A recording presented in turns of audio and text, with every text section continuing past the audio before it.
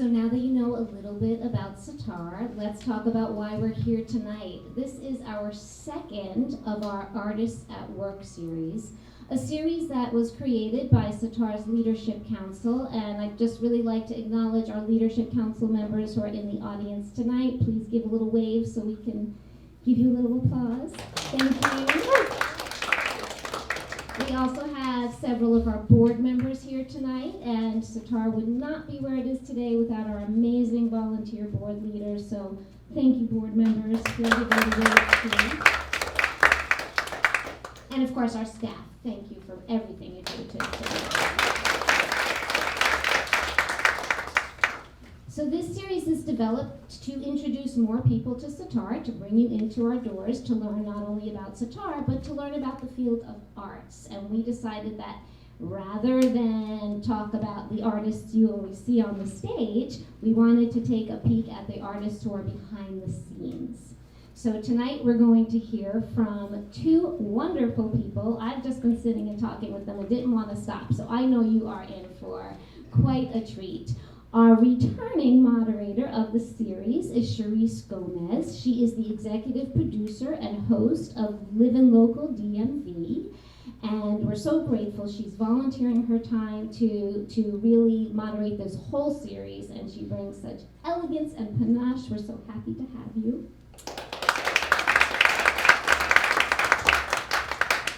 And sitting next to her is the artist at work. This is Omrao Brown. He is the founder and owner of Shine On Me Productions and produces many events. He is one of the producers of the DC Jazz Festival at the Wharf.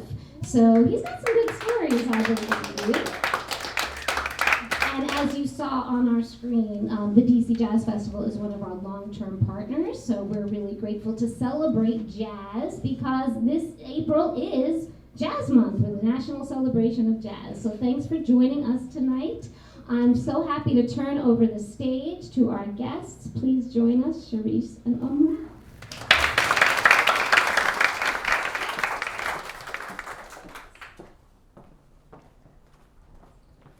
All right, Omrao, we're going to have a good conversation tonight. So to get things started, I might need to start with something a little bit stronger than water. No. I like to keep some caffeine. I didn't want to do that while you were talking. So Okay, well, I'm wild to begin with. As you can see, I don't need any help. Cheers, cheers, cheers. So good. How's everybody doing tonight? We're so excited to have you all. And Omrao, I've been talking to you earlier this evening. Such an amazing story. I want to kick things off with starting with the beginning. So tell me about little Omrao. I want to talk about the beginning of your exploration with the arts, your fascination with the arts. I know in our conversations, it started at home. Yeah, no, that's true. Thanks for having me, for sure. I grew up in a house with my father was a musician and a professor of music. So we would wake up to loud music in the house and chores to do. And there was food if you finished your chores. Sounds like a great place to grow up in. Yeah, it was good. Yeah. It was really good. My mother certainly loved music too. I don't want to give all the credit to my father, but certainly, I would say it started at home. We early on, all three of us, I think, or at least I've got two siblings, but I started off playing violin with Suzuki Music School, which was a non-music reading based education program designed around kind of learning violin, viola, string instruments at a really young age. And then transitioned over to, at least on my own, playing saxophone later on in elementary school and continued that through maybe high school. And of course, listen to recorded music, et cetera. But, within that time frame, we were in a place where the public schools had, strong, I would describe as strong arts programs. Mm-hmm. So there was band and marching band and a jazz band in high school, and we would play on the radio at Christmas and a number of other things. So had a really, really strong kind of exposure from a performing arts perspective. As a engaged, performing artist or budding performing artist. in addition to that, circumstantially, my dad was actually from 3 to 16. We were in a town. My dad had gone to get his PhD in ethnomusicology. Mm-hmm. So Wesleyan University at the time had an additional, unbelievable, kind of global, what we might call world music program. So exposed to all kinds of things through that, and then my dad's, major. If you were to have to put him in one category, certainly would have been kind of jazz and improvisational-based music, for sure. Gotcha. So Sunrise, not new to me, we heard all that Rassan Roland Kirk and John Coltrane and all kinds of music in the house. In addition to, we still had the Thriller album and, the Pointer Sisters and all kinds of great music. But I would say primarily, great black music was the base of my young exposure. I'm sure to some extent I can imagine now being a little older and listening to the radio and being a little, well, I'm not so sure exactly what the true feelings about maybe the Fat Boys or Run DMC was at the time, but I certainly was also, as a young person, grew up with hip hop very centric to kind of what I grew up on as well. So it sounds like you had readily accessible a path to the arts and early exposure to the arts and jazz music that was right there in the home. So speaking back to what the Sitar Center does, how important do you think it is to have that access? Because it sounds like you had it, but there's some children who are in different environments that may not have it readily accessible for financial reasons, cultural reasons. Why do you think that's so important, and how did it help you in your early years? I think it's critical.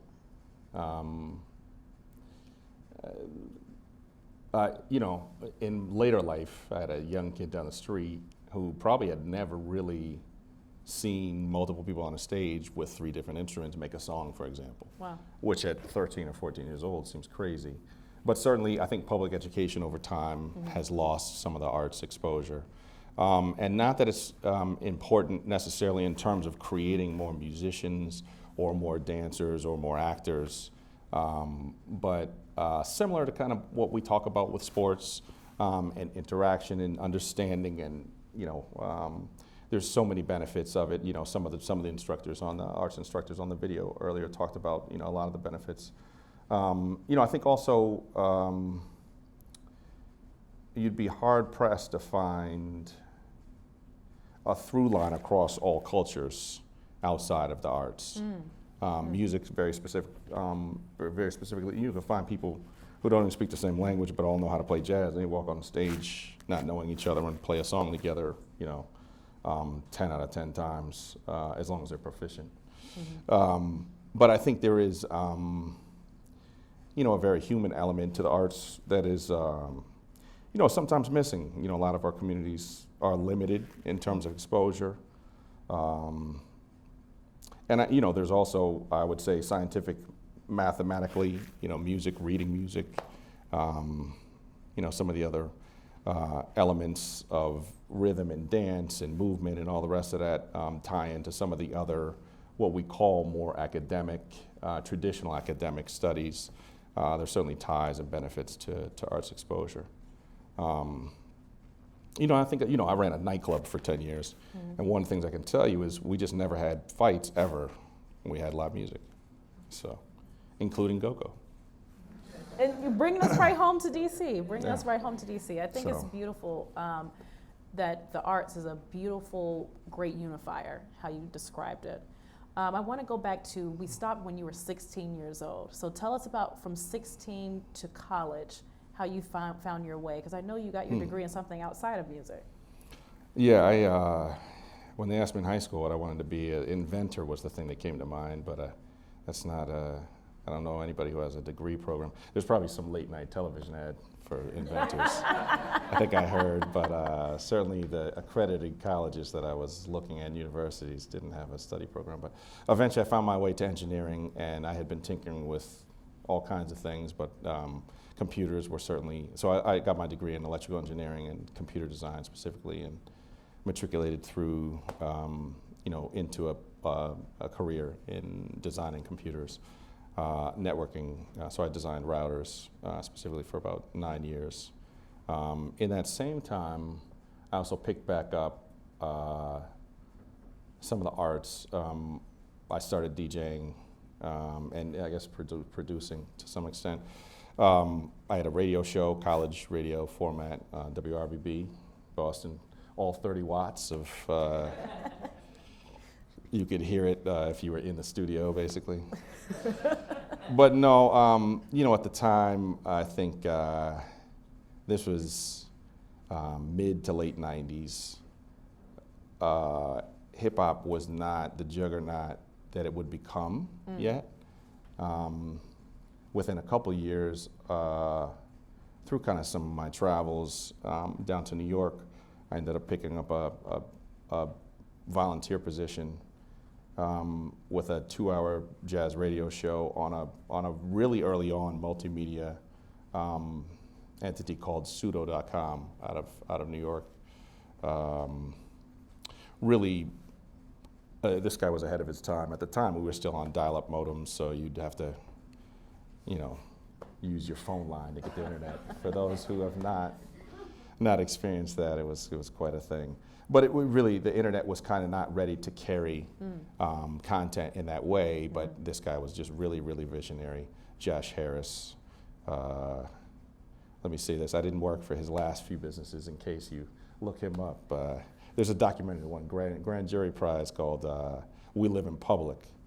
I only worked for the second business of his 4 or 5 that are in that documentary. But really, really, I mean, this would be Mark Zuckerberg on steroids. Wow. So he predicted all the things we see now in terms of people believing, you know, they're going to be a star. Everybody wants to be on the internet. They want to produce themselves out into the world. He understood that the internet was going to become that in the early 90s. So he created Pseudo, which was effectively cable television and a website. So there were multiple channels. You could watch anything. It was video on demand on steroids. Anything that had ever been produced, you could watch real time whenever you wanted, rewind it, pause it, etc. If you watched the show live, you could interact with the hosts in the studio from anywhere in the world. So he had built like a Twitter into the website. It was unbelievable. So this was like 97, 98, and I was doing a 2-hour jazz audio only show, so that was beneficial. I didn't need to use the studio. We only had one studio at the time, so there was only 24 hours worth of content we could produce in a day across multiple channels, which of course you can imagine is relatively limiting. But also a 5-minute weekly jazz radio or jazz news program called Fat Jazz Tuesdays, I think, or something like that. And I quickly realized, it's got a little taste to it. But quickly realized how something a little bit unique to jazz is you kind of know every single musician in all the bands, as opposed to kind of just the star or just the vocalist. But a lot of loss because of that, right? There's somebody always dying, so my radio show was a little dark. Not by design. Not by design. No, but you can't leave out the loss of the week. Right. So I wanted to ask, did that plant a seed for you ultimately getting to DC and wanting to spread the wealth of jazz and music to a diverse audience like DC? Yeah, and I don't know when the conversations were. There were 2 concepts I have. I'll kind of start halfway through the story. As you know, I operated Bohemian Caverns along with 2 other partners. We owned Bohemian Caverns for 10 years, 2006 to 2016. Don't know exactly. It was, the 2 concepts that we wanted to merge were a restaurant and a jazz club. And we were 3, young. I might have been 28 when we started writing a business plan, kind of in the early 2000s, looking at kind of predominantly black cities in the United States. We were only looking at the East Coast for sure. My brother being one partner and Jamal Starr being a good friend of his, they had finished at Hampton. They were in the area, and I was in Boston, and Boston was not included in that list. Really? Not at all. A lot of black people there, but not. Boston's not ready for that concept. Maybe now. But we settled on DC, and initially our initial bid on a space is actually now the CVS on U Street across from Bohemian Caverns. It's in the Masonic Temple building. But for whatever reasons, that didn't happen. Probably we might have been out of business in a year or two, knowing what I know now. But we eventually purchased the brand name of Bohemian Caverns and leased the space where it occupied until shortly after we closed in 2016. So I don't know what the nexus is of we were motivated and young and I wouldn't say unintelligent, probably a little. Those are two very, very rough businesses to be in. Mm-hmm. But we did, we worked really hard for 10 years and had a lot of really significant successes in that time. And some of those significant successes, we're talking you're curating, you're producing, creating, entrepreneurial spirit. Talk about the process of bringing these festivals, bringing these events, and bringing people closer to music in their communities. And why did you feel that, you know what, this is my goal, this is my passion, this is what I'm meant to do? Yeah, I don't know if I knew for sure.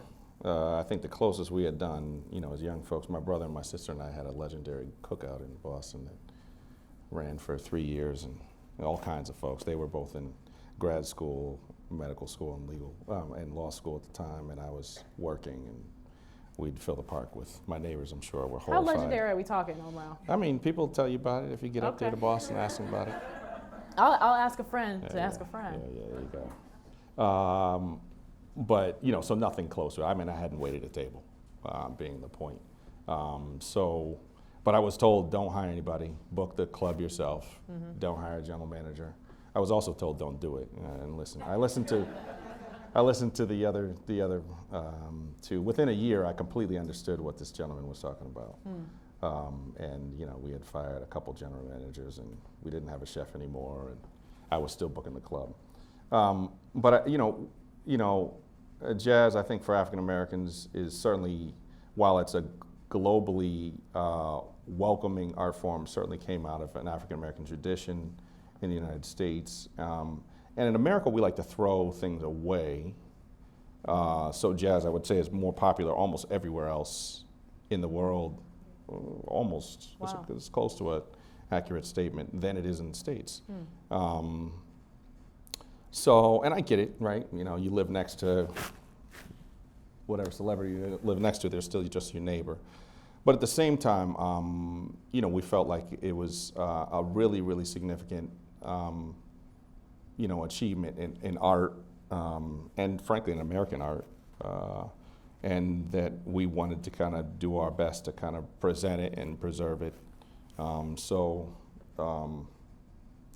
That was, kind of a big piece of it. Certainly I had some help, appreciating the music and being exposed to it. But that was the idea there. We wanted those two spaces to be separate.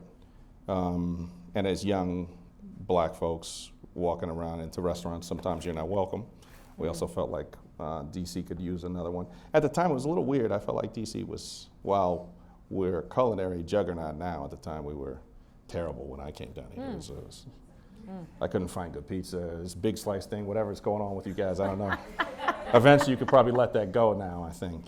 But it was shocking. I think we did a lot of work marketing-wise. I think at the time, DC had the least amount of restaurants per capita than most major cities in the United States. So there was an opportunity. So we wrote a business plan and fooled some people into investing with us. Luckily, nobody invested a lot of money, but we borrowed a lot of money and we jumped in the deep end 2 feet. Love that. And looking back now, what do you wish you could tell yourself then, as far as advice? Like, it's going to get easier, you're seeing an opportunity, you're jumping on it, and keep going? Buy the building, don't trust the banks. Honestly, I mean, it was unbelievable. For young people, I mean, the banks could have done so many things differently. They were just resistant, or the bank. But knowing we know now, had we just raised the money or bought the building, it would have been a sustainable existence straight through. SBA loans regulate the loan for the lender, not the bank. That was also eye-opening. I can remember calling this guy who was our SBA rep, somehow I had traced down his name in an email thread, and when I called him, he was going like, why are you calling me? Who are you? But no, as a young person, I think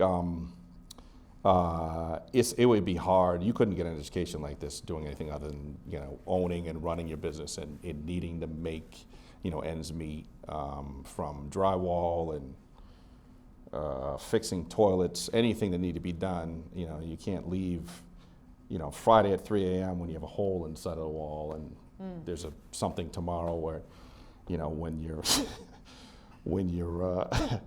sprinkler system freezes and starts flooding on Valentine's Day. Oh boy.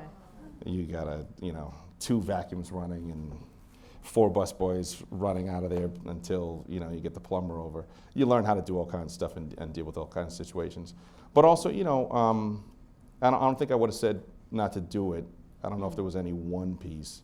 I think for us, it having an end that we decided on, but with hindsight, there were some relatively easy solutions too. Certainly I think that would have been the one piece. Well, one thing I love is that we talk about non-traditional paths in the performing arts. And I want to ask you, what is your advice to a young person in the crowd, or any person, any age, who like, I have a passion for the arts. I'm looking at you, I see you as an inspiration. What is your advice to those with an entrepreneurial spirit, with a passion for jazz, for music, for theater? On the artist side, I would say you got to take it really seriously and pay attention to the nuances. It's a really unique existence as a performing artist. And in some cases, so for example, here's a difference. As an artist or an actor, you look in the paper, here's the auditions, you go to the audition. As a union musician, maybe that exists in some cities, but for the kid that graduates, for example, from any of the music programs in this area, that doesn't even exist. And that's a really rough road as an actor to start with. So just to understand the realities of what it is, you just have to take it really seriously. That being said, the kids that I've seen that are really good at it and take it seriously, I've seen an unbelievable, a relatively large percentage of them be successful at becoming a professional musician. So, I believe in it. It's important for there to be support structures, certainly. And I've told a number of kids, don't go to New York, that's for sure. It's what she's here, right? Oh, I'm going to move to New York. And I'm like, where are you going to live? Have you done napkin math? I don't know. So I think the realities of it. On the other side, on the side of the world that I live in the arts, I don't know how to describe this. I think people see, I've had people kind of jokingly or not so jokingly, oh man, we're going to take a concert to the Verizon Center. I think people tend to look at the biggest examples of achievement with a lot of their ambitions. And that is such a small percentage of the masses of people that actually are doing what you want to do, that it can be, the path to that literally might not exist, right? It's like saying, oh, I want to be a lottery winner as a job, right? It's just, there's not so many people, just percentage-wise, the odds are just very small. And also, big business is, hyper aggressive at that level. So there's not a lot of room for individuals in addition to that. But I think things start small. So doing what you want to do over and over again is your best education. And so the sooner you start doing it, the better. I certainly have had musicians, wait 4 or 5 years thinking when their album gets done, then they'll be ready for this gig. Because of course this album's going to be the rise. Half the people we see on the Grammys as Best New Artists are certainly not new to what they're doing, even in recording. So start be humble, work hard, ask questions. While the SBA was a little rough for us, we all had assets and they took all of them. We were probably, I don't know, 120, 150% collateralized. We didn't need the SBA. But if you have a kid that has nothing and the SBA says yes, perfect timing. So, really understanding kind of the mechanisms behind being an entrepreneur in America is super helpful. And one of the things that I noticed being in DC at the time, in America, we tend to think about almost everything you think of in a business as someone's job. But a lot of successful businesses, people wear 6, 7, 8, 10 hats. And in these particular businesses, that's an important concept to understand. And just have, humility too, I think. We think everything needs to look like, I don't know how to describe it, But, you walk in business and while it might not seem the most sexy, but, if you pay less rent because you can see the tomato sauce stacked up, maybe that's the difference between, making it and not making it. Of some range of all of that, but I certainly would not encourage. I've had a number of parents ask me over time, and the assumption is that, we were handed off this business. I think we were young enough that people were shocked that we were serious about running a jazz club. And the second concept that, and this is across, even black folks would ask, they say, oh, your father, who gave you this business, or how did this happen? We were like, we borrowed money and wrote a business plan. Shocking. But I encourage people to do it. Part of what we wanted to do was to bring something we experienced in what I would describe as unique situations. You get to like a New York, and you think a jazz club is like a great idea as a business because there's 12 million people and there's droves of people coming every day. Right. Partially to experience that. So, but if you think about the percentage of people that actually go to jazz clubs in New York, it's when you translate to a city with 600,000 people in it. You have Blues Alley and Bohemian Caverns, maybe Twins, and they all struggle to some extent. So, but we felt like there were these experiences that we wanted to offer to people like us. And like us was a pretty, big concept. And so we wanted to, I tell people all the time, create what you want to be around, from an entrepreneur standpoint. So important, so important. And I know there are so many people who are grateful that you did create what you wanted to be around. With that being said, talk to me about your partnership with the DC Jazz Festival and how awesome that has been working with them. Yeah, 20th year coming up. Wow. Unbelievable. Congratulations. Great. Yeah. I'll pass that on to Sonny and the rest of the staff over there at DC Jazz Festival. Although, my involvement with them has been since probably 17 of those 20 years. You deserve the flowers. We're giving you flowers. I'll take it. We met. Well, we probably had like paper on the windows. We were demolition in the restaurant, and the founder of what initially was founded as Duke Ellington Jazz Festival and eventually transitioned to become DC Jazz Festival, Charlie Fishman. I don't know what he was doing. There was no meeting, but he was kind of like, "What are you guys doing?" He was just walking by on the street, and he's definitely a very social, very direct personality. We became good friends and still are. And Charlie said, what's going on over here? What are you guys doing? And I was like, we bought the jazz club. We're going to run it. He was like, oh my God, I run DC Jazz Festival, or Duke Ellington at the time. Yeah. And so we got involved, and we're intimately involved. That's exactly right. And Charlie was a big dreamer, and had a great vision. And Sonny Sumter and Willard Jenkins and a whole host of people at DC Jazz Fest over the years through current day have shepherded that thing through a lot of growth, some struggles for sure, but what a wonderful thing for the city. Willard Jenkins is going to get an NEA Jazz Masters Award in a couple days. This weekend. They've got a great team, and Sonny has done, and the board for sure, have done a great job in growing that. So they provide year-round programming with all kinds of programming. They've got an embassy series and arts education programs, et cetera, but their main kind of big push footprint from an event standpoint happens Labor Day weekend. So we'll be back out. They are housed, their offices are at the Arena Stage. They've got a series at the Arena Stage. They've got a whole host of things. I won't pretend to be their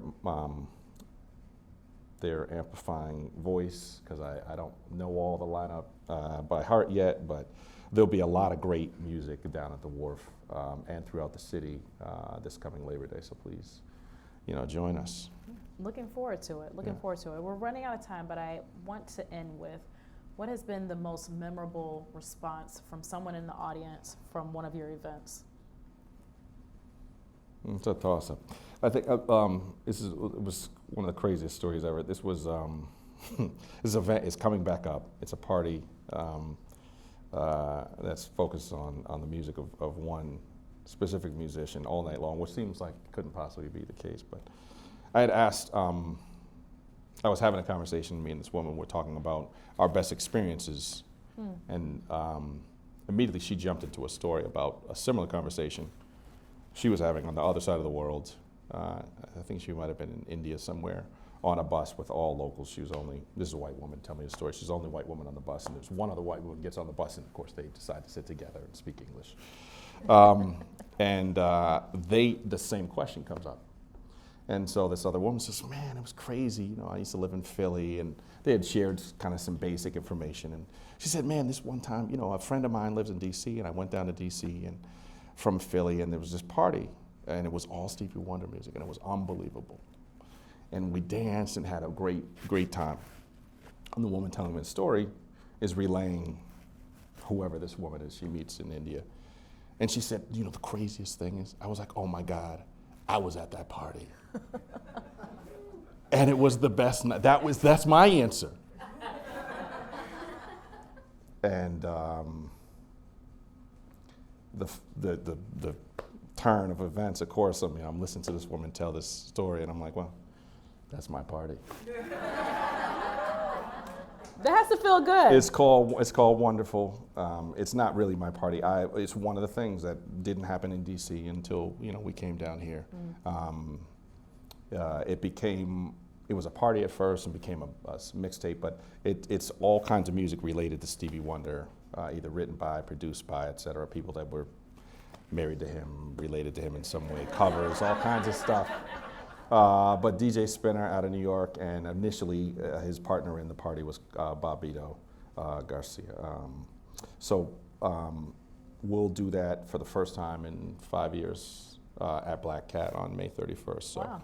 Stevie has been to the party. Hey. You guys should Wow. come out and check it out. Everybody's pulling out their phone and putting it in the calendar now. Yeah. So you never know what touches people.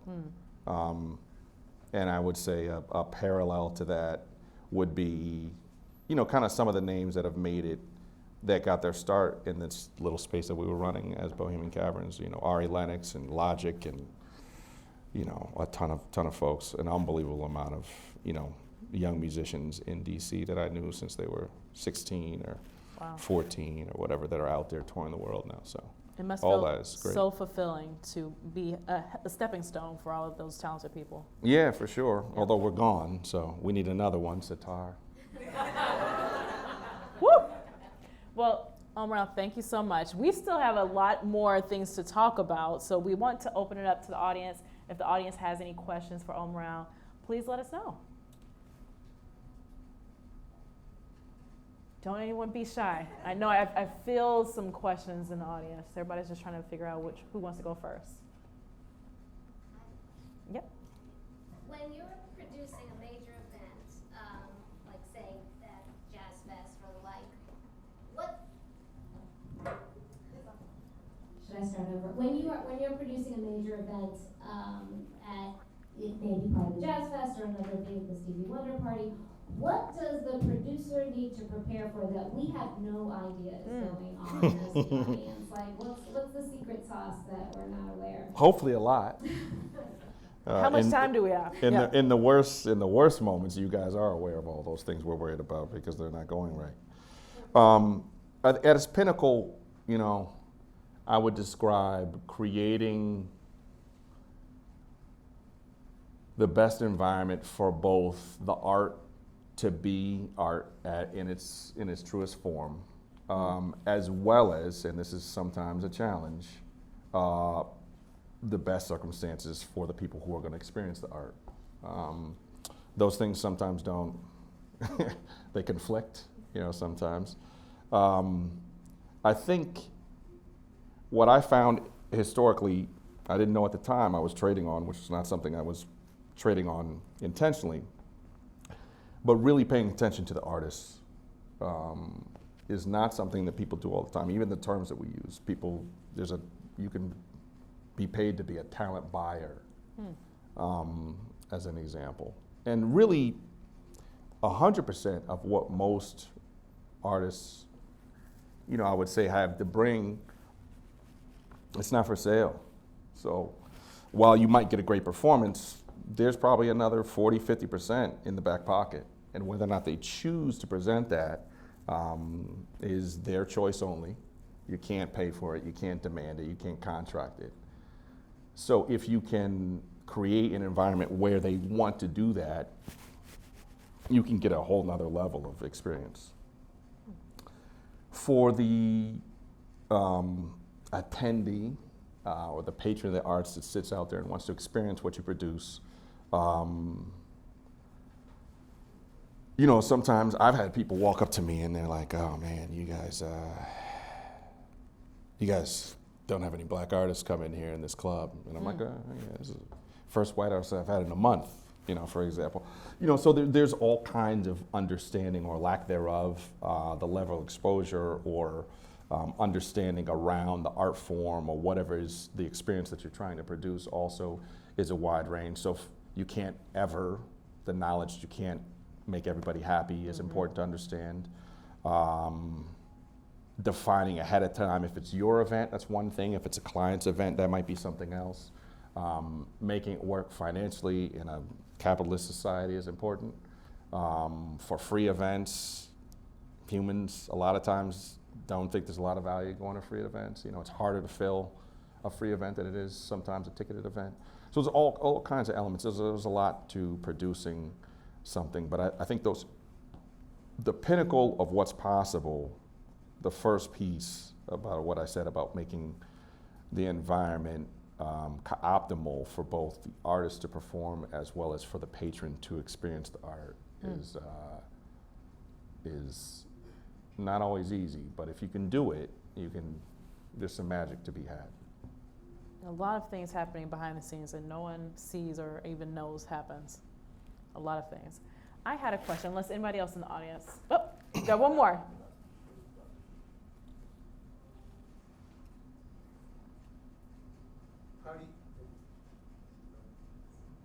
How do you gracefully deal with artists who have meltdowns backstage? Gracefully. It's a good key word. Yeah, I haven't had a lot of experience with that. Not that it doesn't happen.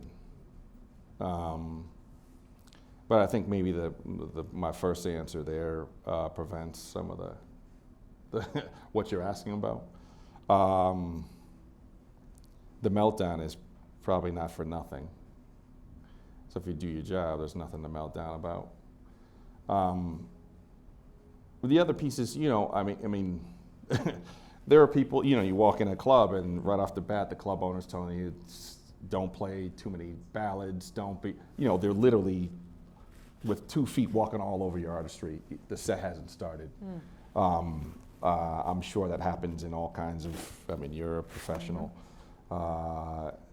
in all kinds of settings. Being very heavy-handed for someone who you're hiring to practice what they've studied for in some cases, I've worked with artists that have been professional musicians for 70 years. What are you doing? You can create some of that. So I think maybe preventing the reason for the meltdown is probably the best answer. In the moment, I've only had a couple people that really were difficult, and the vast majority of them were not who you would expect. you could talk about the diva artist that's very demanding, that might be related to the meltdown concept, et cetera. But I found maybe some of the more gracious artists are who you would think could demand anything. And they're, for the most part, they're willing to deal with anything if you treat them right. So, does that answer the question? He's so good at his job, no one has meltdowns. Yeah. And a question back there?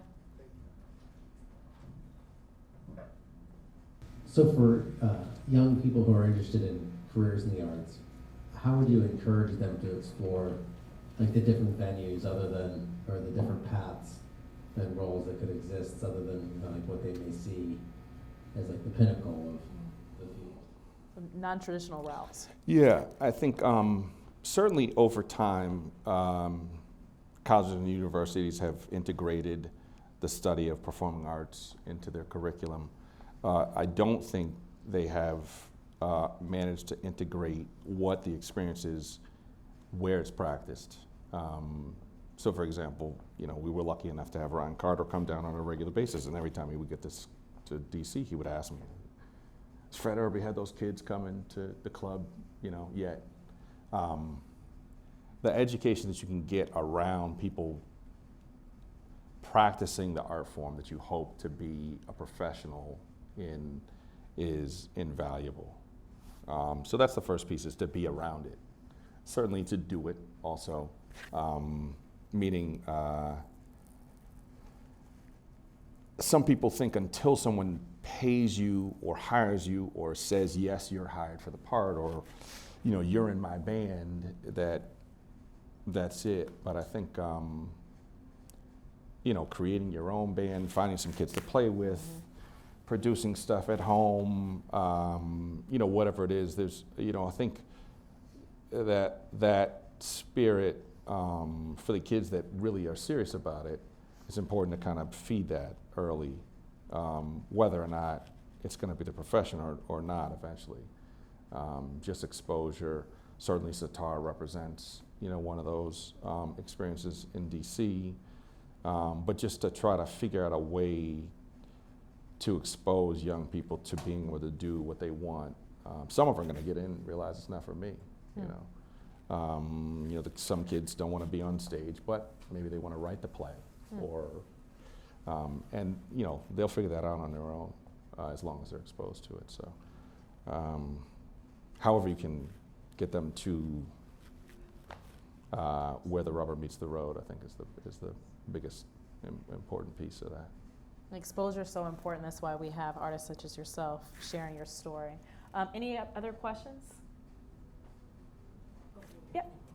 I'm the daughter of a Chitlin circuit playing jazz and blues saxophonist, and one of the things I project fairly well. One of my greatest mementos is my father's last reed, not the saxophone, but the reed, because he let me suck on his reeds and I ruined more than anything. But that's where I heard the stories of Sam Cooke was in the house before you were born, and Lou Rawls, and Little Richard would sing gospel music, and in the middle, if he wasn't getting tips, it was Tutti Frutti. And growing up like that, you grew up with a musician. What are the mementos, and what is the greatest memory that keeps you doing this? Because you are very analytical, because you're an engineer, but there's got to be passion for you to keep doing it. That has to come from your dad and mom. So what is that memory that keeps you going, or that memento? I don't know if I have one.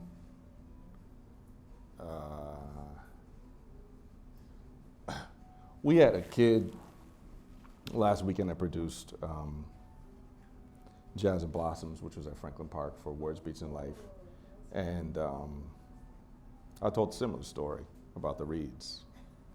Not my dad, but one of my dad's heroes, Pharoah Sanders. His son played in one of the bands.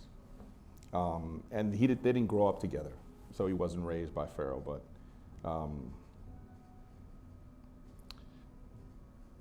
I was kind of, it's a poignant story.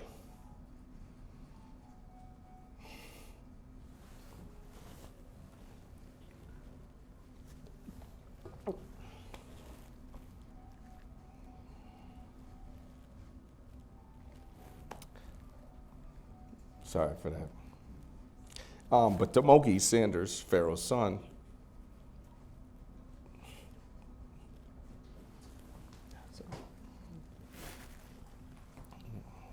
I'm just gonna borrow these. I'll give them back. That was But funny, Mom. he asked, he's like, man, do you have any stories that my dad had like that?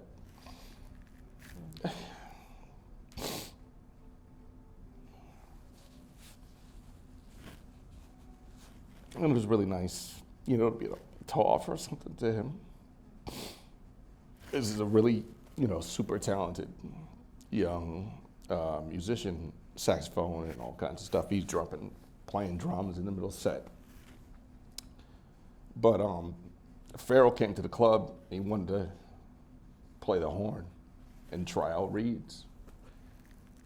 So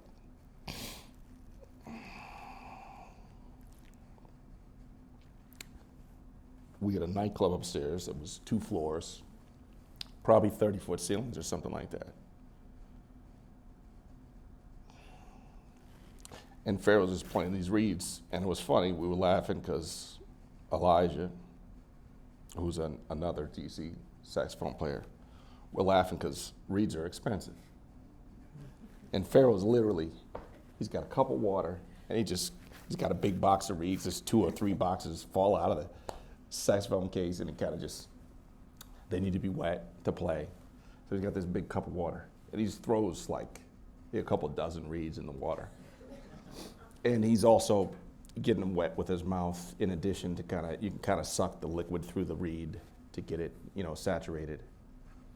And Pharaoh Sanders is like an unbelievable saxophone player. His sound is huge and unbelievable. And he's going through these reeds, and I'm like, what is going on? What's wrong? All this sounds great. And he's just throwing reeds out, put one on, and he's playing. I'm like, yeah, great. And he, that's not it. And almost literally throwing them out, like on the floor. And I'm thinking, Jesus, let me just get some of these reeds and give them to some of these students around the city. Glad he's got an endorsement deal. And then it was unbelievable. He found this reed, and it was like somebody had turned on a sound system.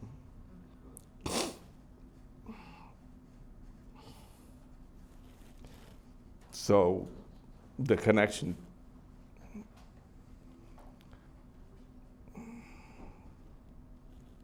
when I called Pharaoh the first time we presented him, he knew my dad when we were kids.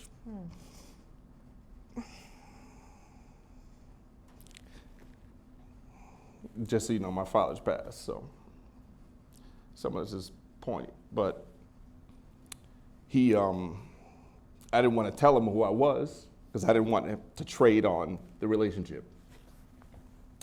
And it was pretty funny. I called the agent. And the agent was like, "No, he's not gonna play a little 100-seat club. He doesn't do that." And of course, I get it. The agent's gonna make whatever he's gonna make. It's not gonna be a ton of money. I'm like, "You sure?"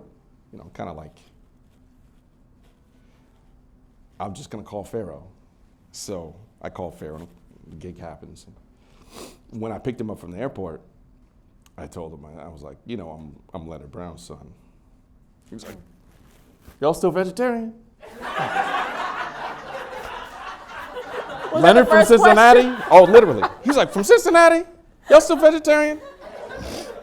So pretty funny, but the long circle here, arc back to my dad, was Pharaoh was just like super focused on sound and horn.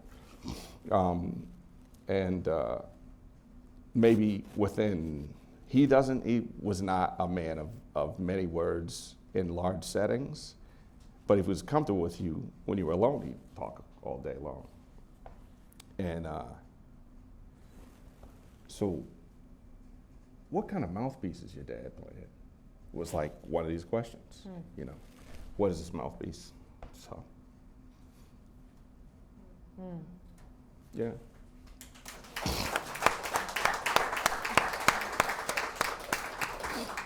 Thank you for sharing that with us. Yeah, sure. Thank you for sharing that. Sure. It goes to show how deep your passion runs.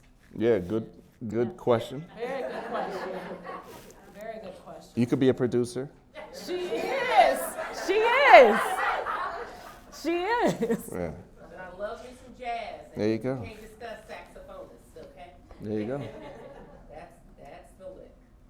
I don't know if anyone can top that question. I don't know if we could even. My final question, Yeah. two-part. What are you listening to? So we can all just put it into our playlist right now. And how can people follow you? What am I listening to? Follow me. You can follow. There's not a lot to follow, though. I post very infrequently. Even if it's email or But landline. you can, yeah. We were talking about our landlines Doesn't work earlier. the same way, No. right? Yeah. That's called stalking. But yes, That's- do not write down the home phone number. yeah. I lived in a house that didn't have a doorbell for 18 years, so good luck.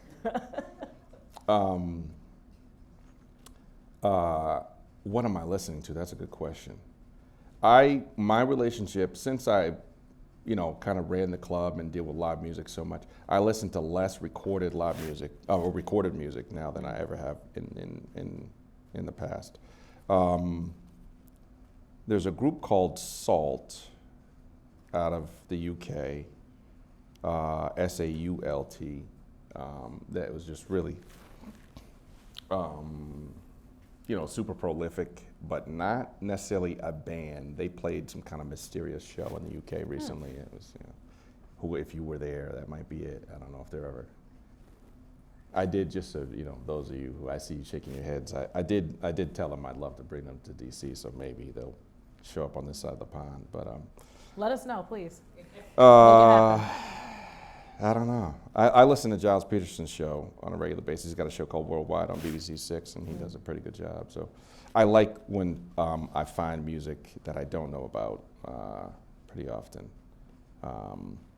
I also been listening a lot. I manage an artist out of DC, so I've been listening to all his recent recordings. He's got 3 sessions. A guy named Kokai, who kind of came out of the hip hop tradition, but has been touring with a lot of kind of some heavyweight jazz musicians that are kind of straight ahead, but also moving into the avant-garde side of the world. He got a Guggenheim last year for music composition. He's got some really interesting things coming. Heidi Martin also has a album I've been working on. So that's most of what I've been listening to. Nice. So I don't know. Saul has lots of albums, and they release them like every once in a while, surprise album, or here's 5 albums. So there's a lot of homework there, at least with the one answer. Well, I know I've seen some people out with their iTunes. I was like, okay, this is what Omrao's listening to. Yeah. Well, and then did you say how we can follow you? You said you're not posting that much? I think my tag, you guys might know, I think my tag on Instagram is OH_Boogie, POOGIE. I think my last post was probably 2020. Got some catching up that to might do. be a literal, that might be accurate. I might pay attention to social media. It's a rough reality for me. That's another speaker series. There is, there is, but my, the self-produced events and potentially some paid advertising at Shine On Me DC, all one word there. Both on Instagram are probably the 2 places you could try to find me. Although I am only one of 2 Omraos that I know in the States. I have a godson named after me and me. So Omrao, if you ran into somebody and they met me, it was probably me. Well, Omrao, thank you so much. I think we are all walking away with our full hearts. And we're really, I just want to shine a light on you and everything you're doing for the arts, for jazz, for music, for DC. Thank you so much for sharing your story with us today. Yeah. And thank you, Maureen, and everyone here at Essence. It's a thought. And everyone, I want to ask you to take a QR code from the back of your program. If you have any thoughts, any comments, any questions, please take that QR code, fill it out, quick survey. Really quick, please take it out. Use that QR code and just fill out that quick survey. And then we have a few announcements, I believe. Do we have a few announcements?